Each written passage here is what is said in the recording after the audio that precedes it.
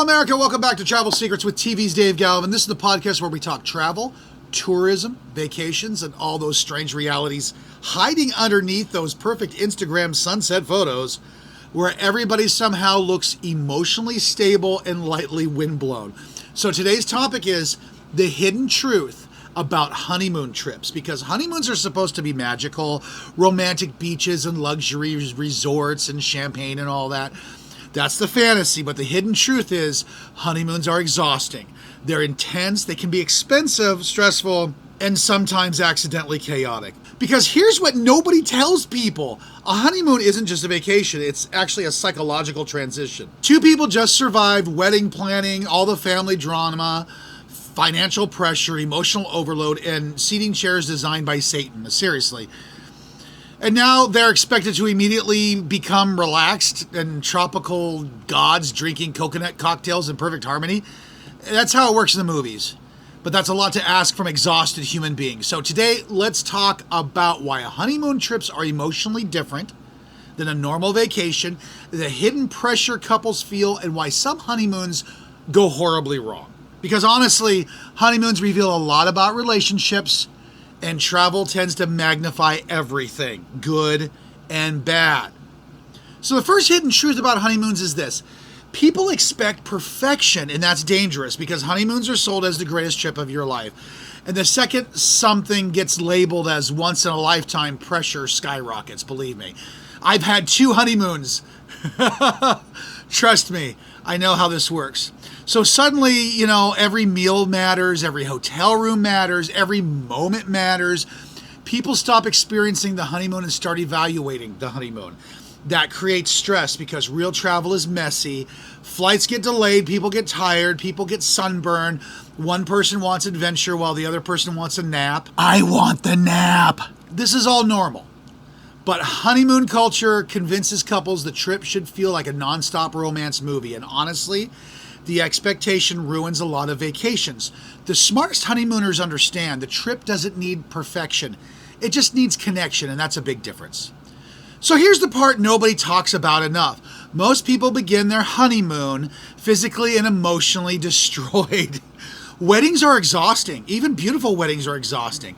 People spend months, sometimes years planning it. They worry about the money. They got to coordinate all the guests, handling all the family stress.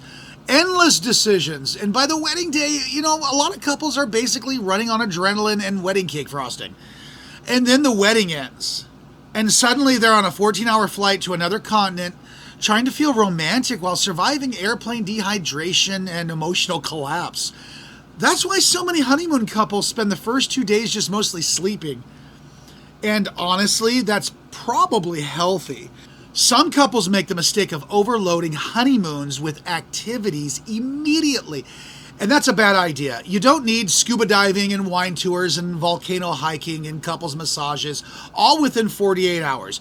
Your nervous system is just trying to reboot. So just relax. Honeymoons reveal travel compatibility. Here's where things get really interesting psychologically. Travel exposes relationship dynamics fast because travel creates stress. And stress reveals personality. Some people become, controlling, anxious, impatient, emotionally distant, or chaotic. And travel strips away your routine. At homes, couples have schedules and comfort zones and space, but on trips, you're constantly together. And honeymoons magnify this because emotions are already heightened. That's why couples sometimes discover surprising things about each other while traveling, such as one person likes to do the planning, the other person hates schedules, one wants luxury, the other wants adventure, one wakes up early, the other becomes hostile before coffee. Travel compatibility is real, and honestly, a successful honeymoon often depends less on destination and more on flexibility. Now, let's talk about the Instagram effect because social media completely changed honeymoon culture. Now people don't just want romance, they want cinematic romance. Luxury villas, floating breakfasts, private infinity pools, flower-covered bathtubs that somehow look impossible. And honestly, some of it does look amazing. But social media edits reality aggressively.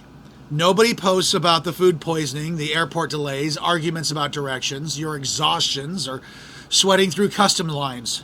Because you're just sitting there in customs just going, God, can I just get out of here, please? But those things happen. Real travel includes inconvenience, and couples who chase perfect content often miss the actual experience itself. Sometimes people become so focused on documenting the romance, they stop experiencing it, which is honestly one of the weirdest side effects of modern travel culture. Honeymoons are secretly financially stressful. Now let's discuss the giant tropical elephant in the room, which is money. Honeymoons are expensive, especially today. Luxury resorts, the flights, the dining, the activities, the upgrades, and many couples feel pressure to go big because, you only honeymoon once. I've done it twice. So this is emotionally powerful marketing. The wedding industry and the travel industry both understand this psychology perfectly.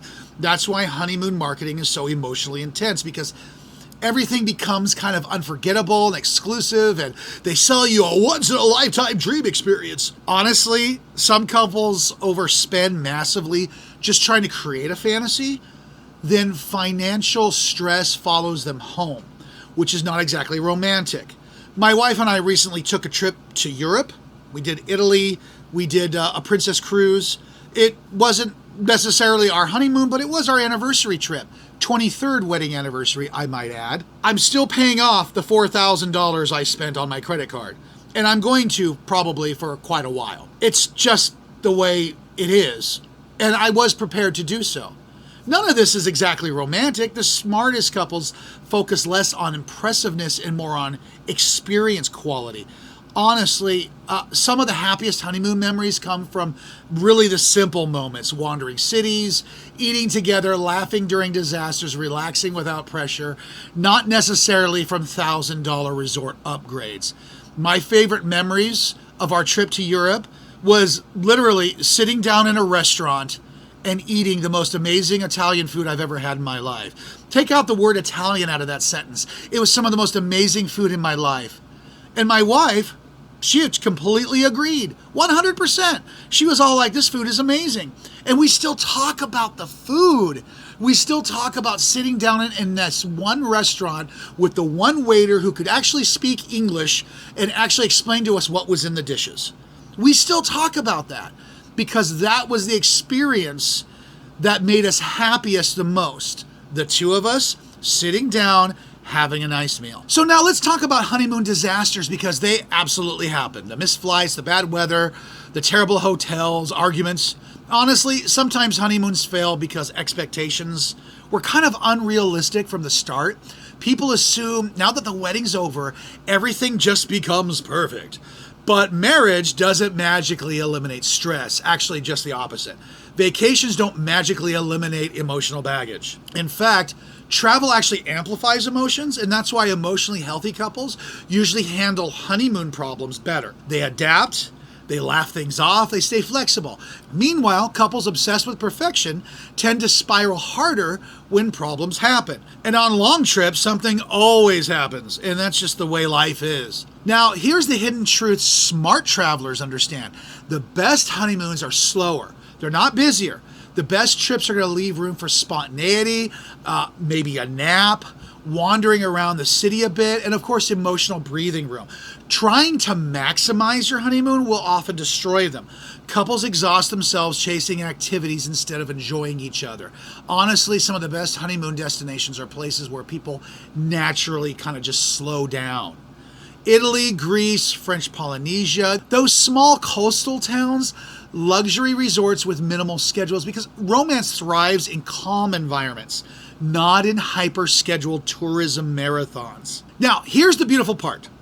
Despite all the chaos and the pressure, honeymoons often become deeply emotional memories because they symbolize that transition, beginning and partnership and future shared experiences and all that crap.